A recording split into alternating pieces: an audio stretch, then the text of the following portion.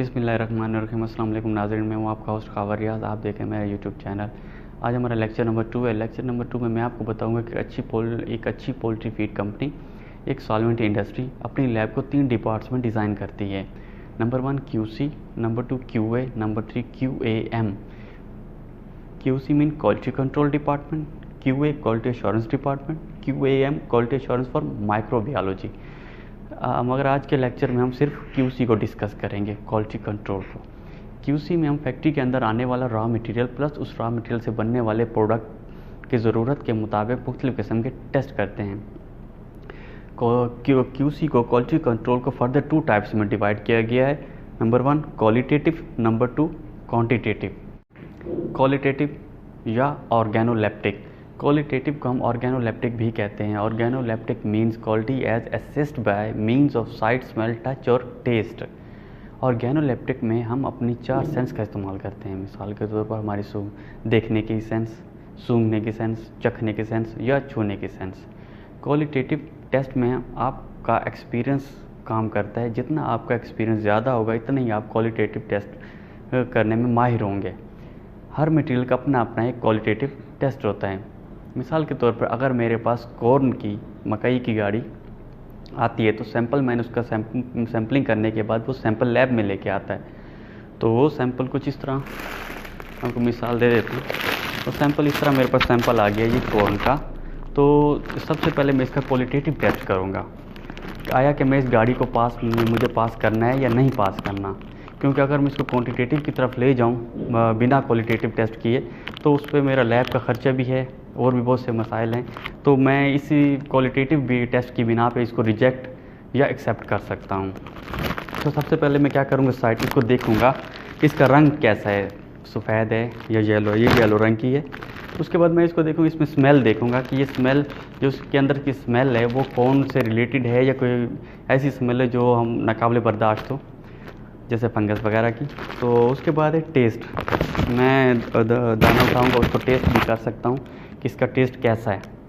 और उसके बाद है टच। मैं इसको टच करके इसका मॉइस्चर भी मालूम कर सकता हूँ, या इसको दांत की मदद से इसको तोड़कर तो उससे भी मुझे मॉइस्चर का पता लग जाएगा। लेकिन ये होगा तजर्बे की बेस पे। जितना आपका तजर्बा होगा आप उतना ही क्वालिटेटिव जो टेस्ट है इसमें माहिर होंगे।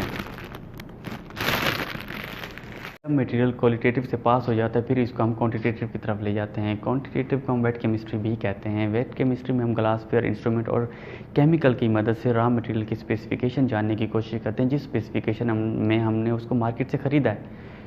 और इसी तरह हम फिर अपनी फैक्ट्री में बनने वाले प्रोडक्ट की स्पेसिफिकेशन जानने के लिए जिस स्पेसिफिकेशन पर हमने इसको बनाया है, आया कि वो स्पेसिफिकेशन पर पूरा उतरता है भी या नहीं, तो उसको भी हम उसको चेक करने के लिए हम वेट केमिस्ट्री का ही सहारा लेते हैं। वेट केमिस्ट्री को हमने फिर फर्दर 5 टाइप्स में डिवाइड किया है। नंबर 1 पे है proximate analysis, micro minerals at trace level, chromatographic analysis at trace level. मिसाल के तौर पे अगर मेरे पास सोयाबीन मील आता है तो मैं उसका प्रोक्सीमेट एनालिसिस में उसमें मॉइस्चर, आयल, ऐश, प्रोटीन सोलबिलिटी और यूरिया एक्टिविटी करूँगा। और अगर मेरे पास DCP, MCP, मोनोकैल्शियम फास्फेट या डाइकैल्शियम फास्फेट या लाइमस्टोन या बोन ऐश इस तरह की चीज़ें आती हैं रॉ मटेरियल के तौर पे, मैं उसमें फास्फोरस और कैल्शियम चेक करूँगा जो कि एक मैक्रो मिनरल्स हैं, इसमें चेक करूँगा।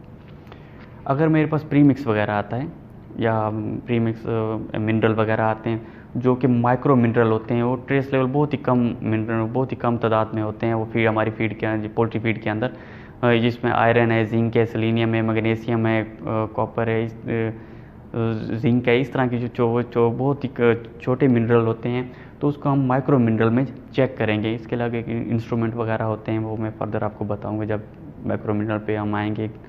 इसका भी एक अलग से मैं लेक्चर दूंगा आपको मैं। फिर है क्रोमेटोग्राफिक एनालिसिस, HPLC आपने सुना होगा। तो इसमें हम क्या करते हैं, इसमें हम अमाइनो एसिड्स और फ्री फैटी एसिड्स को चेक करते हैं।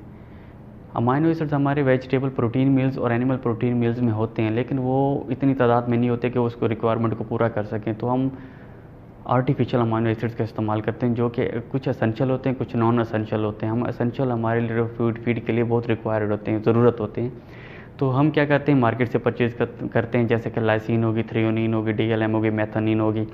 तो इसको चेक करने के लिए कि जो हमने लाइसिन या थ्रियोनिन या DLM मार्केट से ली, उसमें अमाइनो एसिड्स वो जो लाइसिन की उसने परसेंटेज दी है वो परसेंटेज है या नहीं है, तो उसको हम क्रोमेटोग्राफिक एनालिसिस में चेक करेंगे। नंबर 5 पे आता है chromatography analysis at trace level. इसमें हम क्या करते हैं, इसमें हम अफ्लाटॉक्सिन वगैरह चेक करते हैं, वो फीड के अंदर भी चेक कर सकते हैं, वो रॉ मटेरियल कॉर्न होगी, सोयाबीन हो गया, सनफ्लावर हो गया, वो जितने भी वेजिटेबल प्रोटीन मील्स हैं या प्रोडक्ट तैयार प्रोडक्ट है आपकी एनिमल फीड या कैटल फीड हो गई या ये पोल्ट्री फीड होगी, इसमें हम जो क्रोमेटोग्राफी को इस्तेमाल करते हैं, हम इसमें अफ्लाटॉक्सिन भी चेक कर सकते हैं। और इसी ब्रांच में हम ये भी चेक कर सकते हैं कि एंटीबायोटिक्स जो हम इस्तेमाल कर रहे हैं, मतलब फीड के अंदर हम एंटीबायोटिक्स भी इस्तेमाल करते हैं, जैसे लिंक हो गई, फेरोजोलिडोन हो गई, एंड्रोमाइसिन हो गई। तो इसको चेक करने के लिए भी हम ये चेक करने के लिए कि हमने जो मार्केट से लिंको ली है या मेडोरामाइसिन ली है, उसमें जो उसने परसेंटेज दी हुई है एंटीबायोटिक्स की वो है भी या नहीं है, तो हम इस कैटेगरी में उसको चेक करेंगे। आज के लिए इतना काफ़ी है। अपना ख्याल रखिएगा, चैनल को ज़रूर सब्सक्राइब कीजिएगा। मुझे इजाज़त दीजिए। अल्लाह हाफ़िज़। अस्सलाम वालेकुम।